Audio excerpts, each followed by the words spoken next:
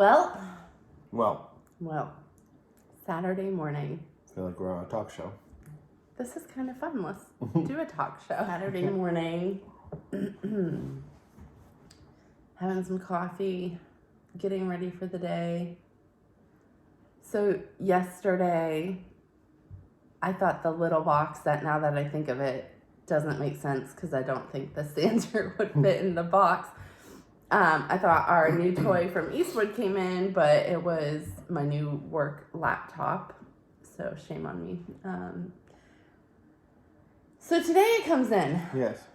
So And for anybody that has seen them or knows, it's a Eastwood Contour SCT, I believe is like the model of it. something like that. But it's a contour sander. It looks like the head of a, say, a buffer polisher, and then it's got a drum. There's different, grit sandpapers, and then there's like a rust removal drum, and you can do wire wheels, and there's a bunch of different heads you can put on it.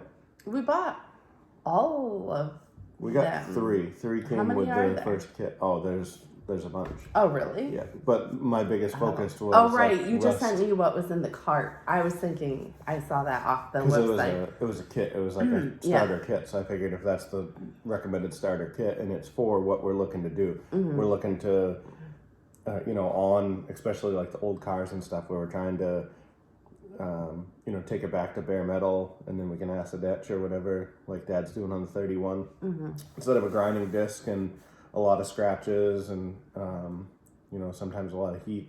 Maybe this will do it. This will be a little better suited. We're gonna find out. Yeah. But And Papa's going to be the first one to play with it, I think. if it comes in today, maybe we can even get up there for a little bit and do a little test panel. Yeah. It's what it's intended for, so it should be good at it. The rust removal drum is similar to, I'm sure some of you have seen or used they look like almost like a real porous sponge, I'm gonna say, and then they're it's a coating on it. It's like a hard black. If you haven't seen it, I don't know how to describe it, but you're gonna find out. Should be here today. Supposed to be here yesterday. Got delayed. Yeah. We were so excited, and then I checked the delivery, and it said it was delayed at least today, so. The other two drums are more like a sandpaper, like a finishing pass. So we'll see what it leaves the metal like. Hopefully it does a nice job. And today's the day that you said I can take over your welding. Yeah, we're gonna try. And I'm totally kidding. Need a new welder. Anybody that knows anything about what I'm doing out there knows that I shouldn't be flux core welding. It's what I have. It's what I've always had in my little shop out here. When I worked in body shops, and my dad, obviously, we run gas MIG. This here little 110 welder that I run, it was affordable. It was good all around because I could take it to a buddy's house and weld with it. I could plug it in anywhere. I run a heavy wire in it, which is opposite of what you'd want to do for sheet metal. It's really set up more for like when I needed to bring it somewhere with a generator and weld something on my tractor. Now that I'm back in the shop out here, I really need to change it up a bit. I'm running 035 flux wire. That's not what you do body work with. But that being said, we got the Eastwood tool for the project that's going on at his Papa's house, my father-in-law, the other shop. The other shop. And the next purchase will be a new welder. Yeah, we're gonna. I don't know. I've used. My dad had a Lincoln for years. One of the shops I worked at had the identical Lincoln, like a whatever they are, 201, or I forget the model. They're like a million-year ran series Lincoln welder, the big, self-contained roll-around kind. And then a couple of my buddies got snap-on welders. I've used a firepower welder. The landscape shop we work out of, that has a Miller. I've played around a little bit. My brother-in-law has a nice new snap-on. We were just talking last night, and he was willing to let me bring that here because he doesn't use it often. He's willing to let me bring that Snap-on here and try it out. So I'm hoping I try it. I love it. And then my local Snap-on dealer gets a call from me, and that's the next big purchase. So if you are watching this and you weld and you love a certain brand or certain model, drop in the comments, right? At least it's something that you can research and look into. Yeah. Yeah, I'm not even sure who makes the Snap-on one. I haven't looked into it that far.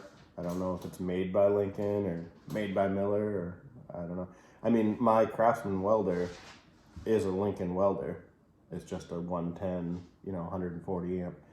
So is that something that we'll still hold on to? And is that like something, I know Bentley started playing around with welding last winter. Is that something I'll good keep for it him? around because when I was reading the specs on it, and I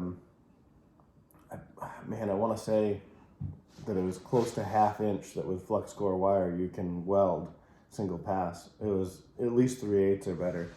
So that's a good welder to leave set up like that for a plow frame, brakes. We're building a frame for a hot rod. If I leave my nice MIG set up with like 023030 gas for sheet metal and leave that one set up with the big flux wire, I can weld heavier stuff. It may not be as pretty, but it would be like my version of welding the heavy stuff with a stick. So cool. Yeah, we'll probably keep that welder kicking around. It doesn't owe us anything. It's worked on plenty of projects. So, well, enough chat. Just wanted to catch up, have a coffee before the madness begins. A lot to do today. Yep. Today's dump day. We got the typical trash, and we still got some stuff from sorting out and re-cleaning the shop. We've got a lot of metal and things that we got to go through and get to the dump. If we can at least get a good charge of it gone today, that'd be great, without taking too much of the time away from the truck, because I really want to get that wrapped up this weekend, that Tacoma. So do you know what project is next? On the Tacoma? Oh, coming here Just next? in general. No. We know it'll be a few weeks, but the Model A, when Dave's done with his part of it, It'll that'll probably still be a month out. Okay. So a month out on the Model A. I assume just a lot more of these little trucks here that I've been running through the shop, and since people have seen me back out here in the shop, either just driving by or know that I just fixed their buddy's truck or saw these videos, my inbox is starting to go crazy with, hey, can you do this? Hey, can you do this? Hey, can you do that? So it's a good thing that I have Dad to give me a hand if it comes to it. Yeah. He's, backstory on him, he's done body work for years. The reason we're kind of splitting this up like this, a lot like all of us, especially my generation and older, if you're just priming something, you don't put a mask on, you just prime something. Well, that's, got the best of him over the years, and he caught it enough to know and realize that it wasn't making him feel good. So he likes to stay away from the Bondo dust and the primer, paint, and this and that, the other thing. Mask or not, it doesn't sit well with him. So what we're hoping kind of happens is he's an excellent fabricator when it comes to sheet metal patches. I mean, the stuff I do is just, it just gets me by. Can I do something nicer? Yes, but nicer quality metal shaping is like second nature to him. He's excellent with it. So we're really, really lucky that he's not only my father, but he's willing to kind of help out and work with us and work and do his own projects. So the goal is to have him do what he is comfortable with and what he loves, and then you love when it comes down to the paint end, so then kind of like we'll just have some stuff going between the two shops. Kind of like a chef, I guess. He's like, what do you call that? A line like cook the line, or a prep? I don't know. He does all that stuff, and then I get to come in and make stuff shiny, and then somebody cleans my gun. And we do have quite the list going of projects for 2022. There will be quite a bit of rust work because that's what ultimately We're in New consistently England, pays the bills. Northeast. That's the gravy money. There's always rust work.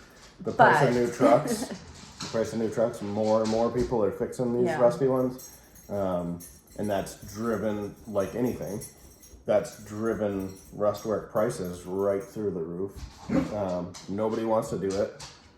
So if I do it and I keep it affordable and people get another year, 2, 3 out of their truck before having to readdress some of it or having to patch somewhere else, then everybody wins. So that's a driving force right now. But we love old iron. We do. And bikes. That's the stuff we enjoy painting. Yes. Like Samantha said, we have some on the books. Can you think of any cool ones? I know I'm excited for our own personal vehicle. We have a 69 Mustang that has been within the family for a long time. Yeah.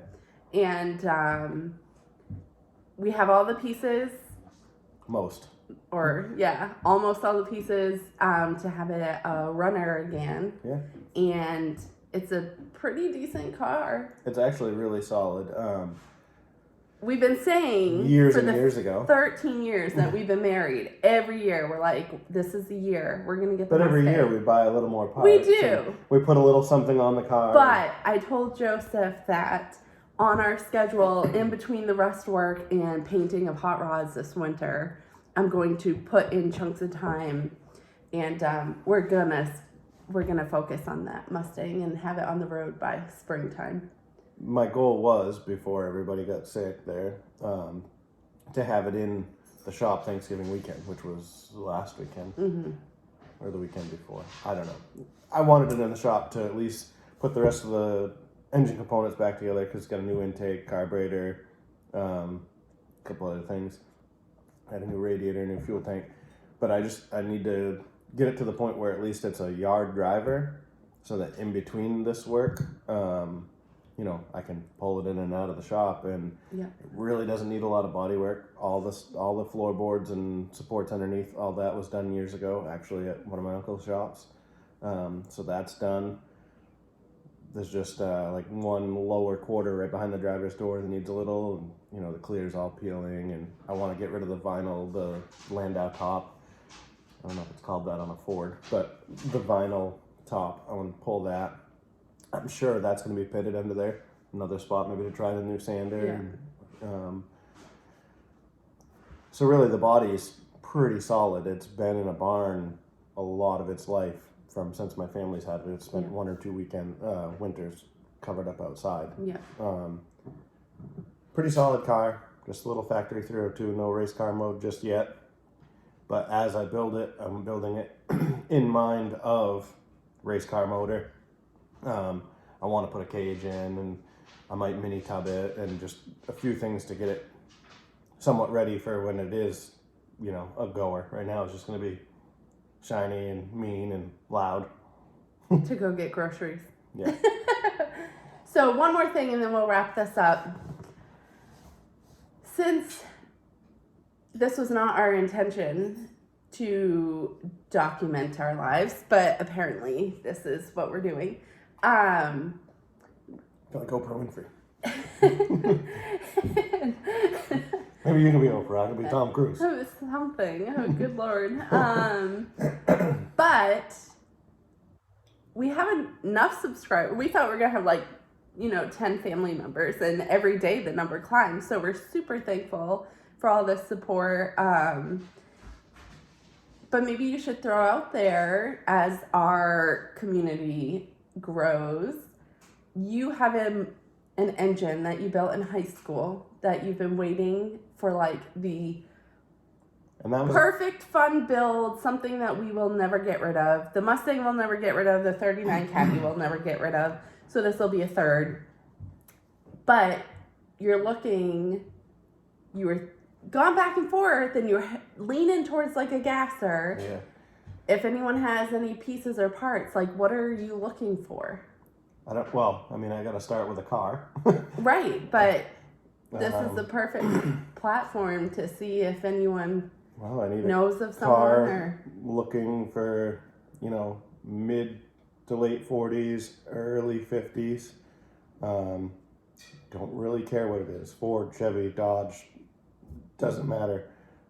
Sometimes the uglier the car starts out as, the more I want it, because I want to, if it's got a nose that, nobody likes, and nobody likes the grill on those things, well, that's a challenge to me. I'd rather take that and build my own grill shell, and, then all of a sudden that ugly car that nobody likes is kind of cool. So that's kind of, cheaper the better is really, if it's cheap and ugly, I want it. We have a lead on one, but the project's already started, so it's more on the higher end of what we want to spend. Just because. And we want to start with pieces and build our own. It's still something we're going to go look at, but then we got hit with COVID. Yeah. But so this is a great, if you know of a friend that has. That project, guys, is pretty cool. But it's hard because I already had a direction in my head. We said gasser. So once I have something in my head like that, it usually takes me at least 15 minutes to change my mind. No, but I don't know. When I said gasser, I was stuck on that. And then this car actually lays out perfectly because the motor I built. All right, I'm going to tell a long story as short as I can. Okay, We live on Highland Lake. Highland View Industries, Highland View Hot Rods. At the foot of our little loop road here is an automotive repair shop, Barton Performance. Shout out to Josh Barton. He's right down here at the bottom of the road. Great guy. I grew up in that shop. I grew up in 2 shops in town. Louis Barton across town. My dad was always there. I mean, I grew up in that shop. Race cars, anything. I mean, they had a pallet shop. They built wooden pallets. I grew up there.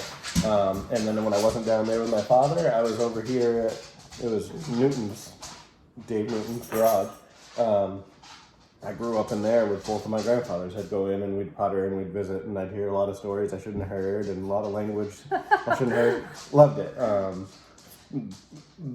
Those 2 shops are why I am who I am, and my father. But so this shop right down here, essentially our neighbor. Well, that guy there, great guy, Dave Newton. I needed a motor to build in my auto tech at school, in high school. And happened to be visiting with him about him. He goes, I got a motor you can have.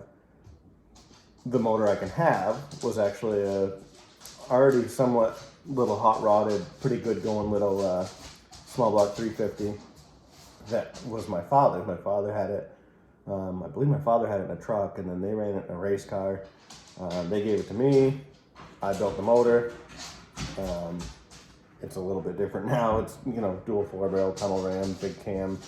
It's not built. I'm not an engine builder, but it's pretty neat for, a high school kid build.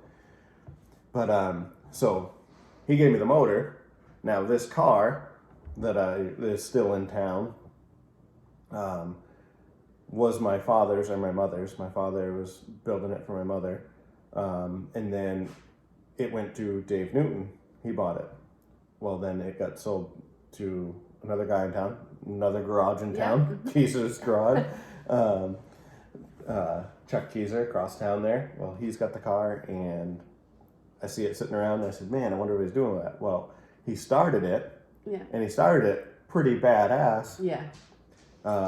He's done all nice air ride suspension on the original chassis. And I don't know how much of it is pieces or put together or... Right.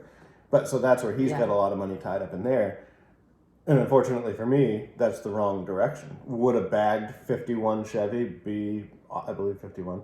I'm not good with years. I'm pretty sure I'm right though. Would a bagged 51 Chevy be awesome? Yeah. But then I think if I was going to build a bagged 51 Chevy, I probably wouldn't be putting a tunnel ram 350 in it. I'd probably go LS and, nice cruiser driver. So to tunnel ram motor, kind of, to me, I feel like it has to be a gasser, solid axle, nosebleed front end. So I don't know if he's willing to separate the body. I don't know. I gotta go look it's at on our radar. On our radar. Something we're gonna check out here sooner than later. Once snow starts flying, I feel like everything we ever plan gets messed up because you'll have to go sandsaw or just everything's always chaos. no matter how much I hate winter, it does keep us pretty busy. But so, wrapping this up, we have our eyes on something. I don't know that it's exactly what we're looking for this project, but it's definitely cool. That body style would be. But if you have something sitting in your backyard, you know of a friend out in Maine, or doesn't have to be New Hampshire, just give us a heads up. Send us some pictures. It could be somewhere warmer. I will travel. Yes. Carolinas is a huge plus. We have a lot of family down there. So we love going down there. So yeah, warmer states are fine. We will travel. So spread the word throughout the East Coast. I don't know if we drive to like California or something, but East Coast, I'm sure we would go just about anywhere. We like to go on little adventures. So yeah, all right. Well, thanks for Saturday morning coffee. And we should probably get to work, or we will not get anything accomplished today. Yeah, 9:30. The heat's going in the shop. Yeah, we set an early night last night, and then we ended up having Joe's sister. No, brother-in-law says, "Hey, you guys want to watch a Christmas movie?" Yeah. Sure. All right. Well, we'll be right down. Well, they get down here and. I don't even think the movie was playing for a minute. I legit don't even think it was a minute. Brother-in-law. And the one who wanted to come down and party it up last night, not really, but watch a family movie and stuff, he was the first one out. Oh, it's too funny. Love you, Austin. Yes. But, all right. Well, we are going to get to work. Stick around. We'll do a video today and tomorrow. Is the plan. Yeah. All right. Maybe 2 videos today. This one I'm already seeing is 22 minutes. Maybe we'll throw this one up and then get some truck footage on there. All right. So we were thinking, happy weekend. when we were chatting this morning, that maybe we ought to do a good giveaway when we hit 100 subscribers. On YouTube. On YouTube. We know that's not a huge milestone, but it is for us. Yeah, it is. 100 people subscribing to our channel. That's pretty cool. It's a good start. And we like doing giveaways. And on one of our videos, we almost have 1,000 views. That's exciting, right? We turned on one day and we were like, what the heck? And it's just fun to be able to share. That many people are interested in what you're doing. Yeah. So, giveaway announcement. So being 100 subscribers, when we hit that mark, what we're going to do is we're going to give away a $100 O'Reilly's Auto Parts gift card. Yep. And the way we're going to do that is to enter. What you're going to do is you're going to share this video onto your Facebook or Instagram, tag Highland View Hot Rods on Instagram, or tag Samantha or I on Facebook, and tag 3 of your friends in the video. So share the video, tag one of us, or Highland View Hot Rods. You can tag Bentley too. And tag 3 of your friends, and you'll be entered to win the $100 O'Reilly's gift card when we hit 100 subscribers on YouTube. And we will go live. We will take all the names and pick a random winner, and we will do that all and announce it live. So thanks for following along, having fun with us. We have tons of ideas and things in store, but for now, it's Saturday, and now it's way later than we were gonna get started. So we are off to the shop, and which is now warm. Yes. So share, tag us, tag 3 friends, Instagram, Facebook, and when we get to 100 subscribers, we'll give away $100. $100 gift card. All right. Happy Saturday.